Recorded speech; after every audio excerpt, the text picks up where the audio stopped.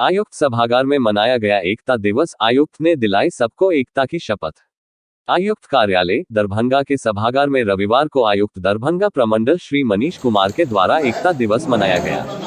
उनके द्वारा सभी को एकता दिवस की प्रतिज्ञा दिलाते हुए उन्होंने कहा कि मैं प्रतिज्ञा करता हूं कि मैं जाति, संप्रदाय, क्षेत्र, धर्म अथवा भाषा का भेदभाव किए बिना सभी भारतवासियों की भावनात्मक एकता और सद्भावना के लिए कार्य करूंगा। मैं पुनः प्रतिज्ञा करता हूं कि मैं हिंसा का सहारा लिए बिना सभी प्रकार के मतभेद बातचीत और संवैधानिक माध्यमों से सुलझाऊंगा।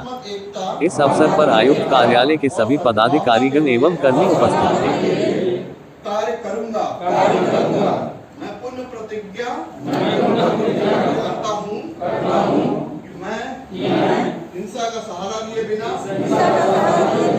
सभी प्रकार के मतभेद बातचीत और संवैधानिक माध्यमों से सुलझाऊंगा।